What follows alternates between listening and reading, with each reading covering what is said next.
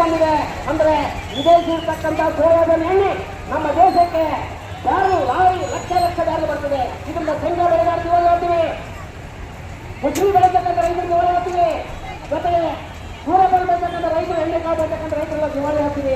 ಇದರಿಂದ ಒಕ್ಕಲಿಗ ನಾವು ಮಾತನ್ನು ಅದೇ ರೀತಿ ಹತ್ತಿ ಬೆಳೆತಕ್ಕಂಥ ರೈತರು ವಿದೇಶಿ ಇರ್ತಕ್ಕಂಥ ಹತ್ತಿಯನ್ನು ನಮ್ಮ ದೇಶ ಕೆಲಸಕ್ಕೆ ಇವತ್ತು ಕೈಗಾರಿಕಾ ಮಾಲಕರು ಒತ್ತಾಯ ತರ್ತಕ್ಕಂಥ ಪರಿಸ್ಥಿತಿ 14,000 ಇರ್ತಕ್ಕಂಥ ಹತ್ತಿ ಇವತ್ತು 7,000 ರೂಪಾಯಿ ಬಂದಿದೆ.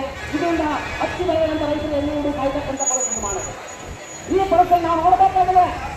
ಟ್ರಂಪ್ ಮಾಡತಕ್ಕಂಥ ನೀತಿ ನೋಡಿದ್ರೆ ಇನ್ನೊಂದು ಕಡೆಗೆ ಹೇಳ್ತಾರೆ ಅವರು, ನೀವು ರಷ್ಯಾ ದೇಶದಿಂದ ಪೆಟ್ರೋಲ್ ಮತ್ತು ಡೀಸೆಲ್ ತರಬಾರಂತ ಎಚ್ಚರಿ ಕೊಟ್ಟು ಮೋದಿ ಅವರು ಅದಕ್ಕೆ ಎಚ್ಚರಿಕೆ ಕೊಡಕ್ಕೆ ತಯಾರಾಗಲಿಲ್ಲ, ತಲೆಬಾಗಿದರು. ರಷ್ಯಾದಿಂದ ಬರ್ತಕ್ಕಂಥ ಪೆಟ್ರೋಲ್ ಮತ್ತು ಡೀಸೆಲ್ ಬಹಳ ಕಡಿಮೆ ರೇಟಲ್ಲಿದೆ. ಅಮೆರಿಕದಿಂದ ತಗೋತಕ್ಕಂಥ ಪೆಟ್ರೋಲ್ ಹೆಚ್ಚಾಗ್ತದೆ. ಇದರಿಂದ ಇವತ್ತು ವೆನಿಜುವೆಲಾದಲ್ಲಿರ್ತಕ್ಕಂಥ ಪೆಟ್ರೋಲ್ ಮತ್ತು ಡೀಸೆಲ್ಗಾಗಿ ಆ ದೇಶದ ಪ್ರಧಾನಮಂತ್ರಿಯನ್ನ, ಅವನ ಹೆಂಡತಿಯನ್ನ ಇವತ್ತು ಸೆರೆಮನೆ ಅರೆಸ್ಟ್ ಮಾಡಿ ಇವತ್ತು ಅಮೆರಿಕದಲ್ಲಿ ಇಟ್ಟಿರ್ತಕ್ಕಂಥ ಟ್ರಂಪ್ ಅವರ ನೀತಿಯನ್ನ ನಾವು ಖಂಡಿಸ್ತೀವಿ ಅಂತಕ್ಕಂಥ ಮಾತನ್ನ ಮೋದಿ ಅವರು ಹೇಳ್ತಾ ಇದ್ದಾರೆ. ಮಿಸ್ಟರ್ ಮೋದಿ ಅವರೇ, ನೀವು ತಲೆಬಾರ್ತಕ್ಕಂಥಲ್ಲ, 140 ಕೋಟಿ ಜನ ನಿಮ್ಗೆ ಕಾಣಿದೆ. ಆದ್ರೆ ನೀವು ತಲೆಬಾರ್ತಕ್ಕಂಥ ನೀತಿ ಕೈ ಬಿಡಬೇಕು. ಟ್ರಂಪ್ ನೀತಿ ತಲೆಬಾರಲಾಗಲೇ ನಮ್ಮ ದೇಶದ ರೈತರ ಒಕ್ಕೂಟ